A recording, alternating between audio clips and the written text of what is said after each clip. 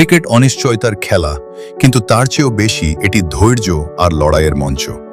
আর এই লড়াইয়ের সমার্থক নাম যদি কাউকে দিতে হয়, তবে বর্তমান সময়ে তিনি অবশ্যই সরফরাজ খান। ঘরোয়া ক্রিকেটে রানের পাহাড় গড়েও জাতীয় দল কিংবা আইপিএলের মঞ্চে বারবার বঞ্চনা আর উপেক্ষার শিকার হতে হয়েছে তাঁকে। কিন্তু প্রতিভা আর জেদ যার রক্তে, তাকে কতক্ষণই বা দমিয়ে রাখা যায়?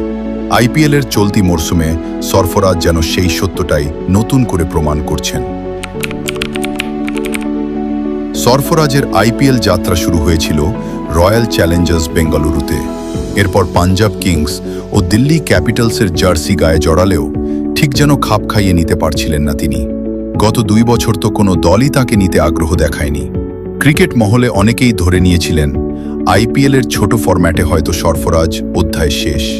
কিন্তু গত নিলামের শেষ লগ্নে চেন্নাই সুপার কিংস মাত্র 75 লক্ষ টাকার বিনিময়ে তাকে দলে টেনে এক নতুন জীবন উপহার দেয়।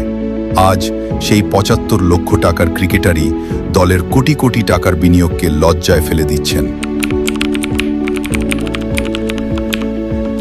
লিগ টেবিলে হারের হ্যাট্রিক করে চেন্নাই এখন খাদের কিনারায়। দলের যখন এই নাজেহাল অবস্থা, তখন একা কুম্ভ হয়ে লড়াই করছেন সরফরাজ। যখন দলের স্কোরবোর্ড বড় রান চাইছিল, তখন মাত্র 12 বলে 32 রানের এক ঝোড়ো ইনিংস খেলে দলকে 200 রানের গণ্ডি পার করে দিয়েছিলেন তিনি। রবিবারের ম্যাচে আরসিবির দেওয়া 251 রানের পাহাড় প্রমাণ লক্ষ্য তাড়া করতে গিয়ে যখন ঋতুরাজ গায়কোয়াড় বা সঞ্জু স্যামসনের মতো তারকারা ব্যর্থ হলেন, তখন একমাত্র সরফরাজই রুখে দাঁড়িয়েছিলেন। তার 25 বলে খেলা 50 রানের ইনিংসটি যেন মরুভূমিতে এক পশলা বৃষ্টির মতো ছিল। এমনকি বিরাট কোহলিও তার এই লড়াকু মেজাজের প্রশংসা না করে পারেননি। সিএসকে ম্যানেজমেন্ট এবার দল গড়তে গিয়ে কার্তিক শর্মা এবং প্রশান্ত বীর, এই 2 তরুণ প্রতিভার পেছনে প্রায় 28.40 কোটি টাকা খরচ করেছে। কিন্তু মাঠের পারফরম্যান্স বলছে অন্য কথা।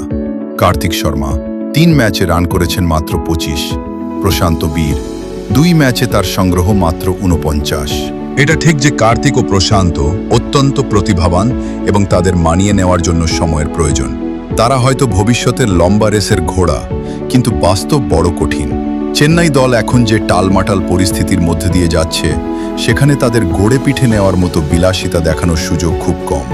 ঠিক এই জায়গাতেই সরফরাজ খান নিজেকে অনন্য উচ্চতায় নিয়ে গেছেন।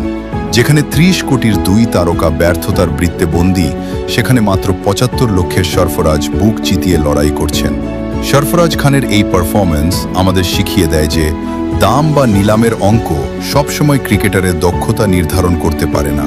সরফরাজ যদি আরও কিছুক্ষণ ক্রিজে থাকতে পারতেন, তবে হয়তো চেন্নাইয়ের হারের গল্পটা অন্যভাবে লেখা হতো। তবে আপাতত এটুকুই বলা যায়, সিএসকে শিবিরে অন্ধকারের মাঝে একমাত্র আশার আলো হয়ে জ্বলছেন সরফরাজ খান। বঞ্চনার জবাব তিনি মুখ দিয়ে নয়, বরং তার উইলোর ধার দিয়েই দিচ্ছেন। আপনার কি মনে হয়, সরফরাজকে কি আরও উপরের দিকে ব্যাটিংয়ে পাঠানো উচিত? আপনার মতামত কমেন্ট করে জানান।